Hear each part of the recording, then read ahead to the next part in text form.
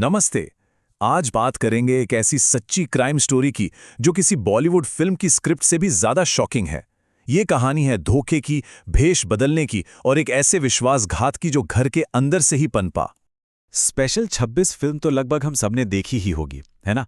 लेकिन जरा सोचिए, अगर वैसा कुछ असल जिंदगी में हो जाए तो? दिल्ली में एक परिवार के साथ ठीक ऐसा ही हुआ। कुछ लोग अचानक ईडी अफसर बनकर उनके दरवाजे पर आ खड़े हुए।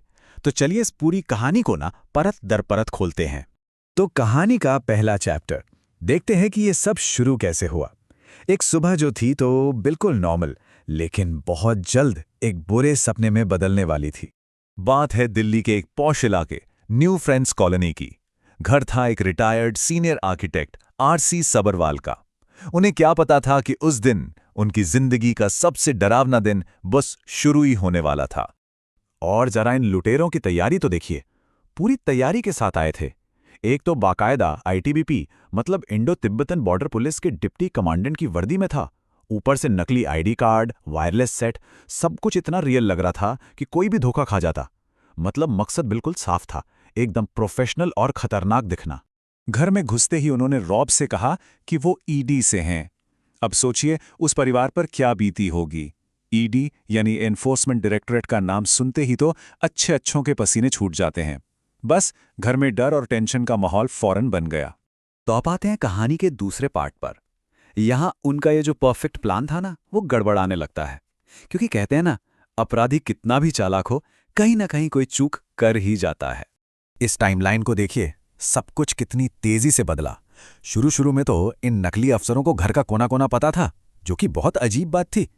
लेकिन फिर आया कहानी में ट्विस्ट। घर का पोता, जो कि एक वकील था, जब उसने इनसे सवाल जवाब करने शुरू किए, बस इनकी सारी हवा निकल गई। पकड़े जाने के डर से इनकी घिग्गी बंद गई। जैसे ही उन्हें लगा कि प्लान फेल हो रहा है, वो घबराकर भागे। बड़ी डकैती का जो सपना था वो तो गया।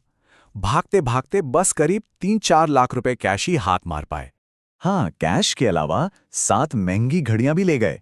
इससे ये तो साफ है कि इरादा तो बड़ी लूट का था, लेकिन प्लान चौपट होने की वजह से जो हाथ लगा बस वही लेकर निकल लिए। अब कहानी का फोकस शिफ्ट होता है पुलिस इन्वेस्टिगेशन की तरफ। देखते हैं कि दिल्ली पुलिस ने इस गुत्थी को सुलझाने के लिए मॉडर्न टेक्नोलॉजी का इस्तेमाल कैसे किया। Assistant commissioner of police Ravishankar, जो इस केस को लीड कर रहे थे, उनके लिए सबसे बड़ा सवाल यही था कि आखिर इन लुटेरों को घर के बारे में इतनी डिटेल में कैसे पता था। ये तो बिना किसी अंदर के आदमी के हो ही नहीं सकता। बस यहीं से असली पड़ताल शुरू हुई।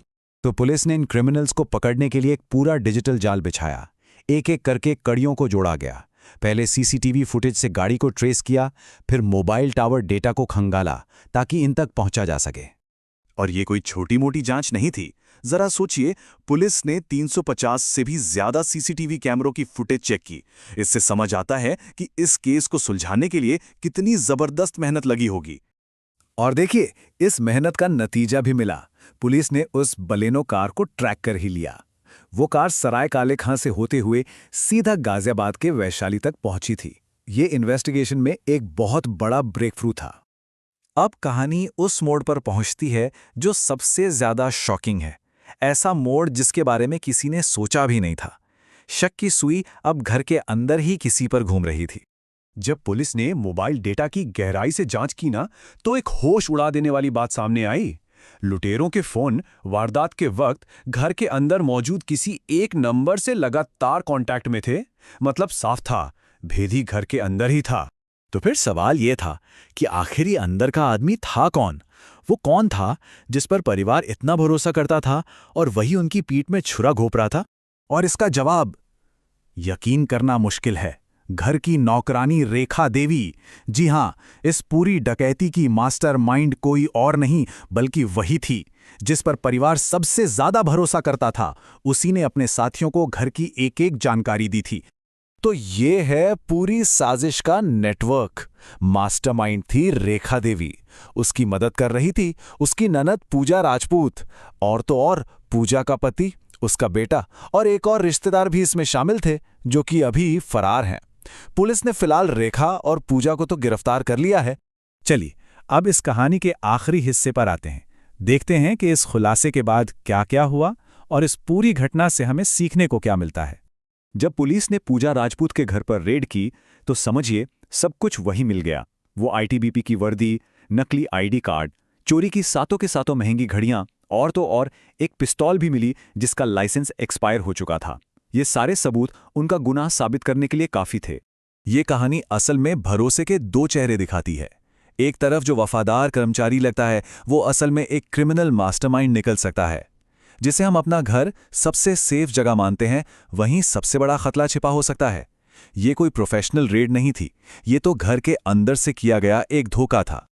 और आखिर में ये कहानी हमें एक बहुत बड़े सवाल के साथ छोड़ जाती है कि जब भरोसा ही सबसे बड़ा धोखा बन जाए तो आखिर यकीन किस पर किया जाए। ये एक ऐसा सवाल है जो सिर्फ हमारी सेफ्टी पर ही नहीं बल्कि इंसानी रिश्तों और विश्वास की पूरी बुनियाद पर ही सवाल खड़ा कर देता है।